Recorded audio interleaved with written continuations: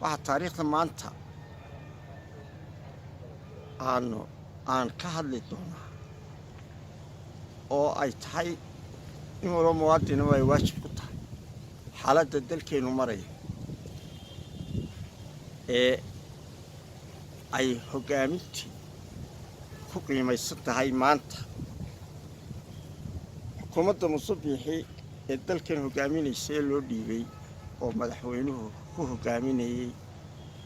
wixii laga sugayay ee ummadda Soomaaliland ka sugaysay ballanka ahayd 10 cisho ka qaatay heshiiskii dhexdhexaadinta ee caalamku ka mid ahaa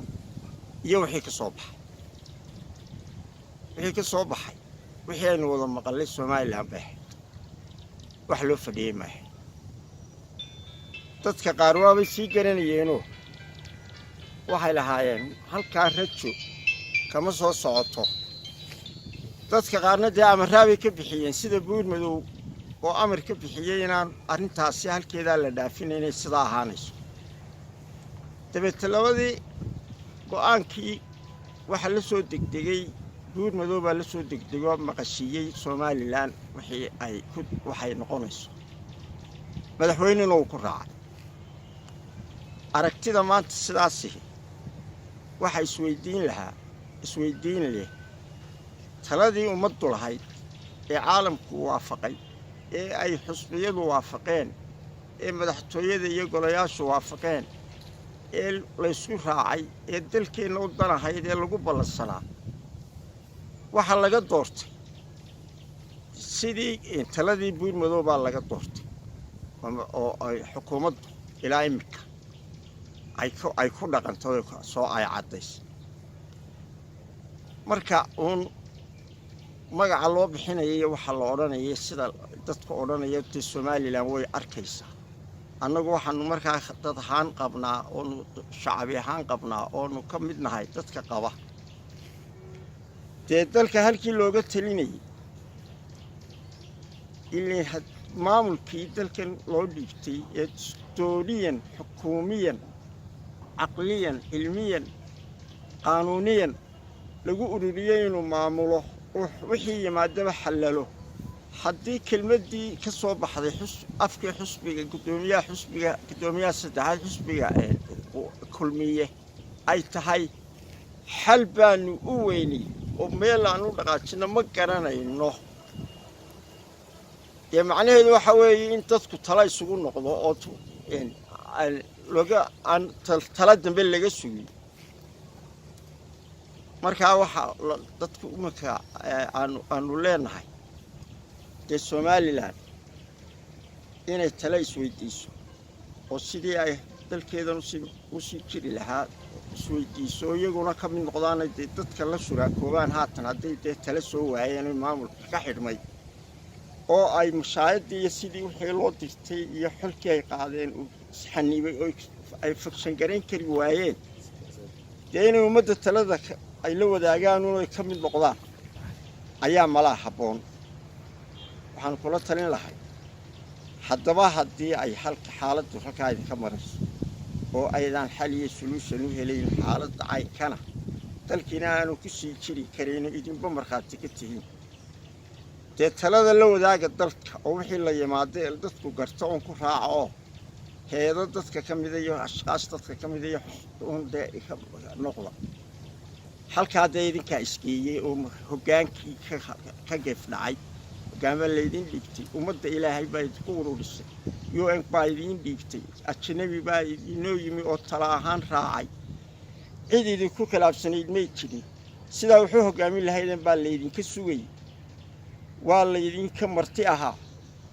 wax idinku khilaafsan ma jirin haddii aad garan weydeen inaad dhaqaajisaan dalku idin fadhiyi maayo dee halkan suurtagal maaha caqlina maaha idinna waa garanaysaan halkaa laydin fadhiyo 5 sano oo sidaa doontaan yeeshaan aydaan haysan waxaa haysataan fursad gaaban oo aad laba kala dooranaysaan dadka inaa u sheegtaan oo aad tiraahdaan muxuu ahaa wixii aanu niri qalad beedo waa ka noqono hoggaankii dalka waa ku soo noqonaynaa xusbi ahaan iyo xukuumad ahaan iyo inaad dadka ka mid noqonaysaanoo xilkii sidaa isaga qaadeen dawladda ka maqlaanayo macnawiyanna xilkii deedinka iska qaado waxaanu ku talinaynaa oo ay nala tahay fursadda u gaaban ee ay iminka ku baaqayaan ee ay leeyihiin dad baan ku dhegaysanaynaa tii hore kama duwana ee lagu dhegaystay oo fursad halkaa waxba kama jiraan horaa laysu dhegaystay horaa go'aan u dhacay horaa loo maray horaa dhexdhexaadina u gashay horaa wax kastaa dadkii isugu yimi horaa meel loo dhigay fursad halkaa uga bannaan oo dadka ugu baaqaana ma jirto oo dee waa aan ku riwaayadeeyay dhigayso waxaan ku baaqaynaa oo aan kaga jawaabi lahayn su-aashaas tan iyo ta dadkuna weydiin doonaba sidee baa la yeelayaa haddii aan dadka taladiisa ama loo wadin ama aan lagu soo celin maxaa u dhexeeya aan isla fadhino suurtagal maaha mana dhacayso idina ka yeeli mayso muwaadiniintu waxay u fadhidaa inay foodtay xaq historia u lahaayeen 2020 qabsada waxaan isleeyahay anigu maamul la garan waayo iyo maamulka cusub iyo waxoogaa kalsooniyahoo badan oo naftiisa uu siiyo xalaha waxbaan ka tuhmayay laakiin waxaad moodaa inay xilkii uga sii daray oo dhibaato kale oo waxaanana ku aqoonin inuu xilkii ka soo baxayo oo maxaa ka mid ah dee waxa ka mid ah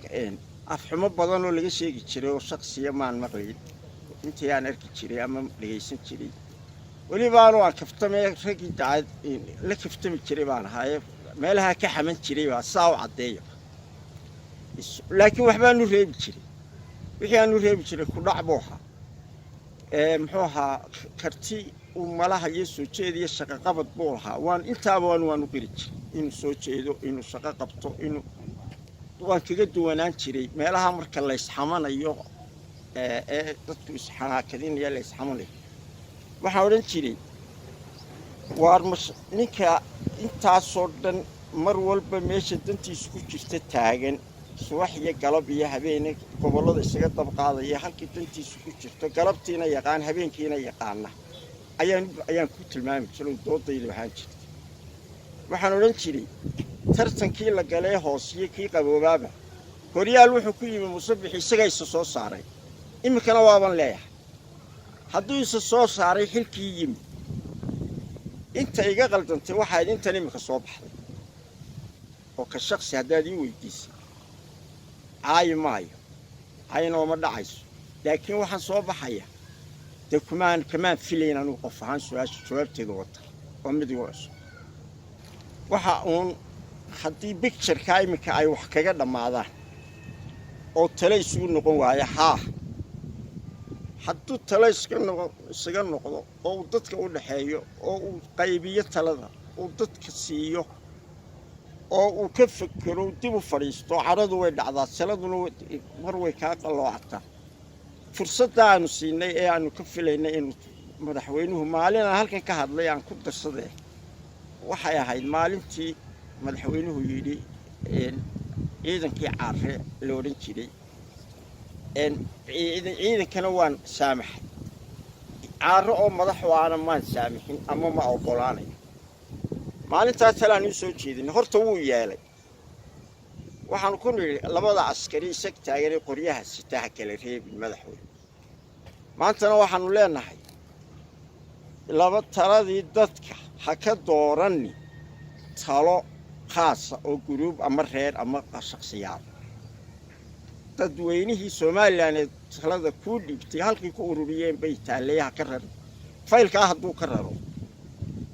anigu odhan baaba iska tahay inuu cid u afduuban yahay haa saasay noqonayso laakiin fursadda waxaanu siinaynaa de waxa naga dhaxaysa wada tashi waxa naga dhaxaysa jacayl waxa naga dhaxaysa dal waxa naga dhaxeeya reernimo wallaahi midun baa odhan lahaa anigu yaan waalidiinta la gaari mid intay mid nool haddii la kaftamayana dadku ama wax sooranayaan intii soo joogtaa waxa istilaa